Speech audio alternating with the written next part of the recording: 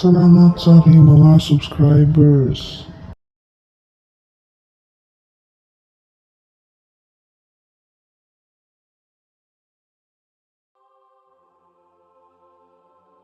At patuloy na nagsusubscribe at sumusubaybay at sa mga nagsasanay ng mga paggamit ng mga panggayuma o panghalina, pangkumbate, pangmalakas ang panangga o proteksyon, mga ilan sa gamit na pwedeng magamit sa kalasag o pandagdag na dunong.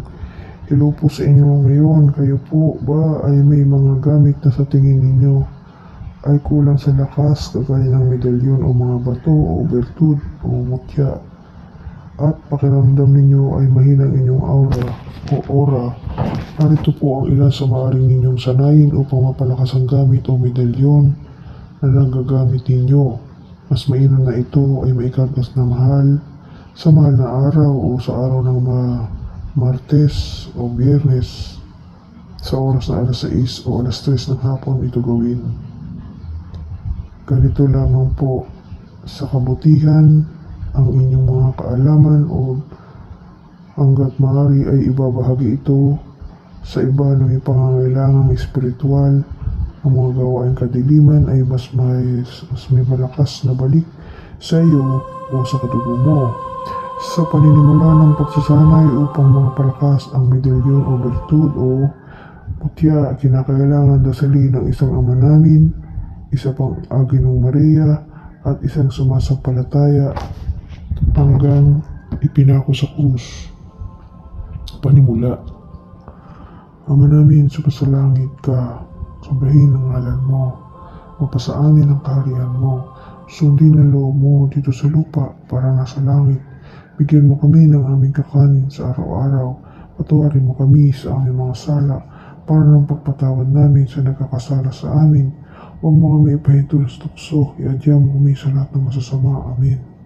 Aba, Ginoong Maria, napupuno ka ng grasya.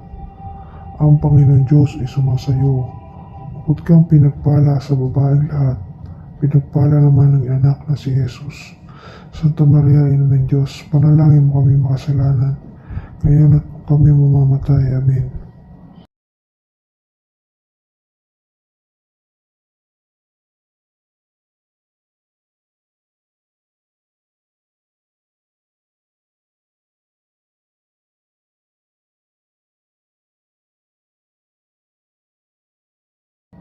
Sumasampalataya ko sa Diyos, Amang makapangyarihan sa lahat, na may gawa ng langit at lupa. Sumasampalataya naman ako kay Jesucristo na isang anak ng Diyos. Nagkatawang lupa, nagkatawang tao siya, lalang ng Espiritu Santo, pinanganak ni Santa Maria Birhen, pinagpakasakit ni Poncio Pilato,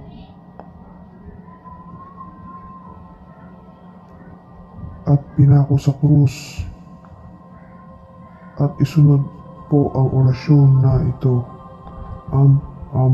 Sik mas buska ino amen. Alleluia, alleluia, alleluia.